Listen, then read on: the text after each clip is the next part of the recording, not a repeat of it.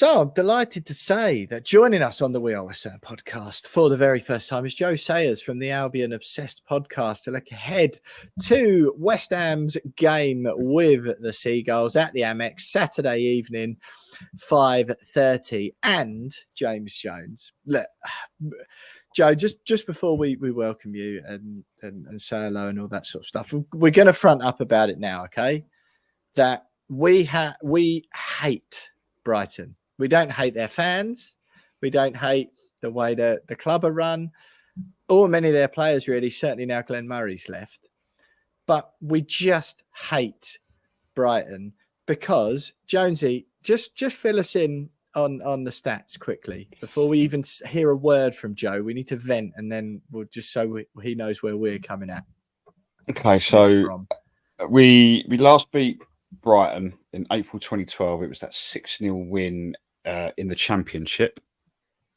Since then, since Brighton were promoted, we've now played them 12 times. We've beaten them 0 times. We went through a period of drawing 6 in a row, but we've lost the last 3. So it's played 12, won none, drawn 6, lost 6, scored 12, conceded 26. Never kept a clean sheet against Brighton in the Premier League era. This is obviously, Joe, don't feel like I'm disrespecting you or your football club. No, here, but it's quite a ridiculous record. Like you normally, okay, if we'd have beaten them once, it'd be like, okay, we've beaten them once. But to go 12 games without beating Brighton, we haven't even gone to, we beat Tottenham or Man United or Liverpool City more regularly than that. Chelsea. And you normally get 1 win out of 12, but to go 12 games without being any Premier League team is pretty ridiculous. Yeah. So it's becoming a little bit. It's no longer funny. Let's put it that way. It isn't funny anymore. Yeah.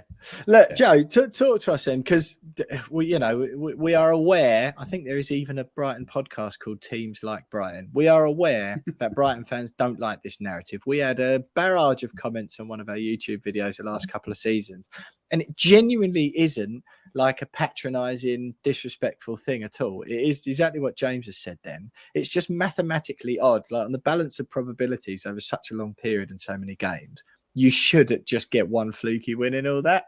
How do you feel about it all from a Seagulls perspective? Because I'm sure you just sit there laughing at us all, thinking, yeah, well, cheers for the 3 points, lads. Just shut up. Yeah, it's one of those things where it's like, okay, we've got West Ham. That's at least a guaranteed point. So we'll come away from there relatively happy. But I believe in like football hoodoos, right? And last season we played you at the AMEX and won quite convincingly. But you had Danny Ings in the squad, and Danny Ings is inevitable against Brighton. He normally always scores. So I was thinking, right, what hoodoo is going to outweigh what hoodoo? And surprisingly enough, the Brighton hoodoo against West Ham seems to be that strong that it outweighs that. But it's just one of those crazy stats where it's like, how is that happening? Because obviously when we got promoted, I think we beat you in the first, not first away game, but when we played you away, and then drew at the AMEX later that season, and our squad wasn't good at all, and especially the next season, our squad was far from good. So it's just one of those things where it's like the more it's gone on, I know you guys say it's not funny anymore, but the more it goes on for us, the funnier it gets. It's like, we got West Ham this weekend. That'll be all right then. But obviously, then watching you guys yesterday, I'm not going to buy into the hoodoo really and say, yeah, it's going to be a guaranteed win, a guaranteed point, because you played really well yesterday. And it's going to be a really, really good test. I think West Ham, I know you've lost Declan Rice, but I think maybe you look a little bit stronger without him, strangely. So I'm not as confident as maybe you would paint me to be. Listen, I mean, it's been 2 games in the season. Obviously, that 4 points from those 2, we would have definitely taken that at the beginning. We'd have thought it would have been the other way around, a victory at Bournemouth and then a point at Chelsea. But obviously, great win at the weekend makes it all look a little bit rosier. I think time will tell if we turn out to be a better team without Declan Rice in it or not, I'm not sure. But look, I mean, if ever it's so not funny anymore, that record. But if ever there was it's daunting enough all the time to play Brighton as it is. But just to rub salt in the wounds, you're top of the table, 6 points after 2 games, 8 goals scored, 2 against, victories over Luton on the first game of the season at home, and then a demolition of Wolves at Molineux on Saturday, both victories by 4 goals to 1. I mean, Roberto, everyone sort of, wax lyrical about Brighton under Graham Potter. Roberto De Zerbi taking you to another level. He's really likable. And I mean, it must be dreamland for you. I think, correct me if I'm wrong in this, but I think the stats guy at work said the other day that this is the first time Brighton have ever been top of the top flight. Is that correct? I mean, I might be wrong with that. I think it's the first time we've been top of the Premier League for a whole day. I think we've been top whilst games have been playing before. Like last season, we were top for like 20 minutes, and it was the best 20 minutes of my life. So now sitting here speaking to you guys whilst we're top of the Premier League, albeit after 2 games. Obviously, I don't want to get too carried away after beating Luton and Wolves, who obviously are, I would say, on paper weaker than us. So it's going to be another big test this weekend. And I wouldn't be overly fooled by the results either, because we've had some really sticky moments in those games. And I think had we been playing teams, and again, no disrespect to these teams, but with a little bit more quality, they would have killed us off. Wolves had ample chances on Saturday. Luton had quite a few chances on the break, and had they been a little bit more clinical, I think we would have been talking about a completely different result. And it's just the fact that I don't know how De Zerbi's done it, but he's turned Solly March into a goal scoring machine. We seem to be scoring every shot we have, and it's absolute dreamland for us. So the longer this continues, the happier I'll be. But I don't think we should be overly confident, because there are a lot of plugs to be filled, sort of holes to be plugged in the team, and I think West Ham have more quality than the previous 2 opponents to exploit those. Joe, what are the weaknesses then at Brighton? Because I've looked at your transfer business. And, great question. I've looked at the business, and again, another transfer window. You've lost two star players in McAllister and Casido. I reckon you've had Chelsea's pants down there, by the way. What a performance yesterday from him, to be fair. Class, absolutely unbelievable. £150 million. Thank mil. you very much. Yeah, I mean, we'll probably. I've got a question about him in a minute, but you've lost your 2 players. You've obviously bought in a few as well. João Pedro, James Milner. I think James Milner's a good signing, just purely for experience, and you're just going to get fitness out of him constantly. But where are the weaknesses then? Because I look at Brighton battering teams all over the shop at the moment and going, well, surely there's not a great deal for David Moyes to look at and go, that's what we're going to do to Brighton. That's where we're exploiting at the weekend. I think, believe it or not, our midfield is weak. I think if it's Pascal Gross and a Mo Dahoud double pivot, I think West Ham can definitely exploit that with your quality in midfield. And I think that's where a lot of games are won and lost, is in the midfield. So I think if West Ham can overload us there and get us on the counter with a few of your attacking threats, then I think you stand a good chance to hurt us. But other than that, I can't really give many more weaknesses, because our defenders, Purvis Estupiñán, Lewis Dunk, Joel Veltman, Van Heck, like all of these guys that can come in and fill the Cucurella hole, fill the Levi Colwill role as well. We've got so many players ready and waiting to just step up to the plate, and luckily they've all done it so far. But as I say, I think our midfield needs 1 or 2 additions after losing McAllister and Caicedo. On Caicedo then, just quickly, had 1 season in the Premier League, you bought him for £4 million, something like that anyway, and you sold him for £150 million. He's not worth £150 million, is he? Like, no, genuinely not. Like, I don't see. I think he's a good player. good player. We've sat there and we've watched Declan Rice over the last six years, and within 3 years knew he's going to be £100 million player eventually. Goes for £105 million in the summer. No one batted an eyelid. Everyone went, yeah, fine. What surprised me was not many people batted an eyelid at the 115 million fee for Casido, and I'm like, hang on, he's only had 1 year in the Premier League. I did. Are Brighton fans going? Happy days. This is I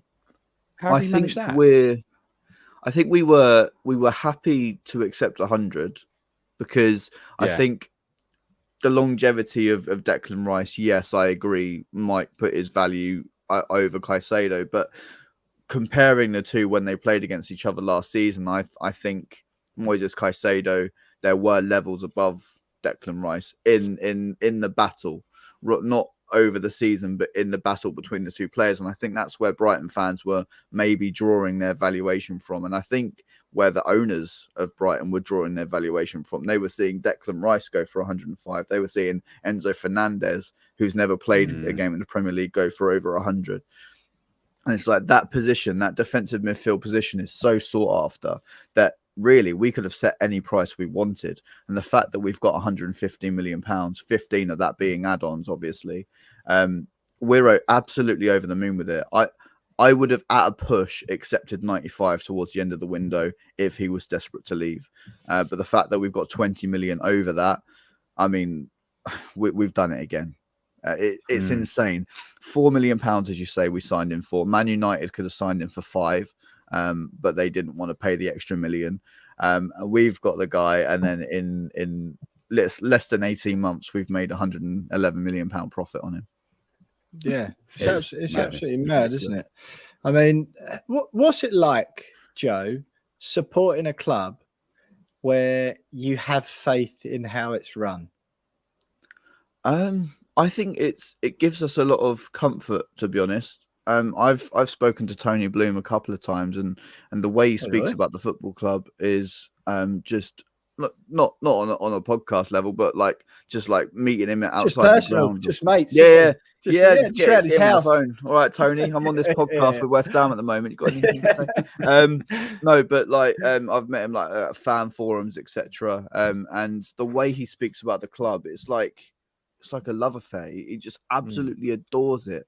And you just know that a guy that adores the club so much will not let it ruin. He will want everything to go well. And if he sees, his dad was the owner or chairman before as well. Family affair. It's gone through 3 generations of Blooms. So his dad was on the directors board, his granddad was on the directors board, and also his uncle is still, I believe, on the directors board. Whether he's retired or not, I don't know. But yeah, it's been a crazy thing to watch this guy take over, build us a stadium, build us a new training facility, and not expect anything back for it, and just do it because he loves his football club. And it's exactly what you would do as a fan, isn't it? If I was a billionaire, I would be all over it. I would have the best people by my side. So you're not, then, to clarify? No, I am definitely not a billionaire. Oh, right. Far from it. I wish I was. But any fan that absolutely adores their club would love to be in Tony Bloom's position, and he's doing what any of us would do. And he's just propelling his club to the next level, to the next level, to the next level, because that's what he wants. He doesn't want us to falter and go back down to the Championship and have a payday. He wants to see this football club be the best it can possibly be, and who knows where that could go. Yeah, quite. I mean, yeah, it's just, I think it's brilliant. And he's clearly, he's literally a genius, isn't he? Like that, the way he's made his money and stuff, he is actually not a football genius, an actual genius. I think what he's done is he's surrounded himself with the correct people and the right people. And I think, again, to if you was in that same position and had that nous about you, you would do the same. You would have the best businessmen, you would have the best financial advisors possible. And it's no sort of shade on Tony Bloom as a person, but I think he's just surrounded himself with the best possible people, as well as, making his millions in poker and property management, etc.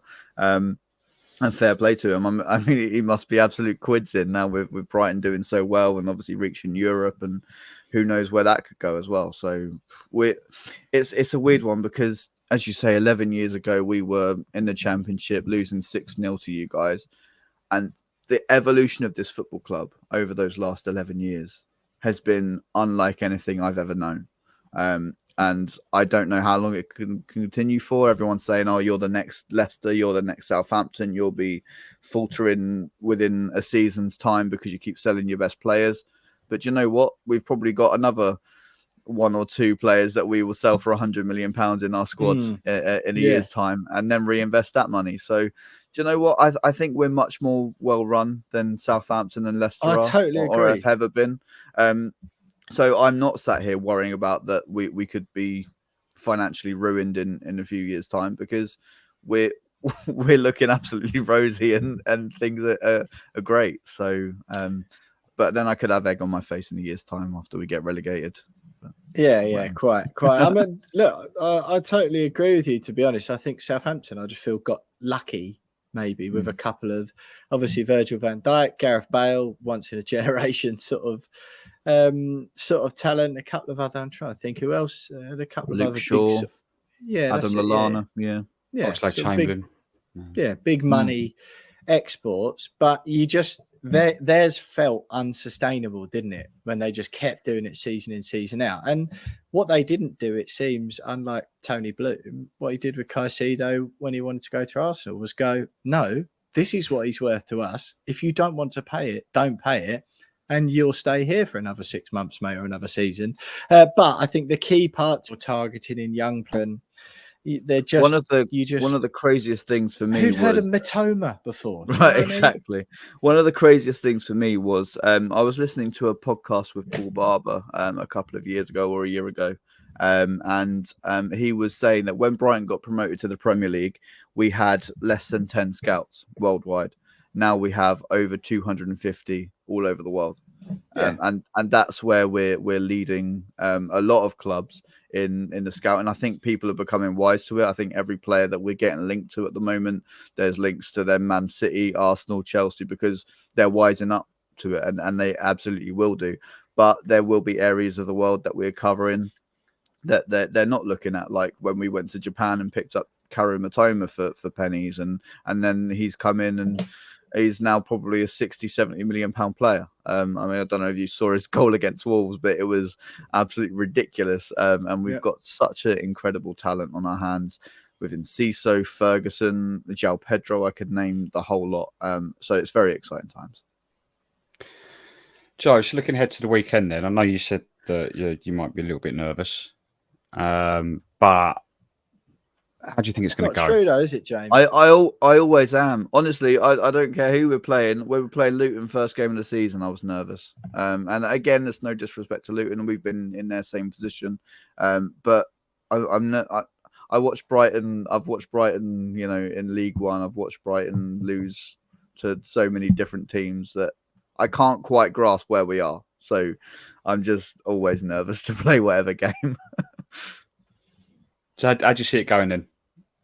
I think it'll be the toughest test we've had so far.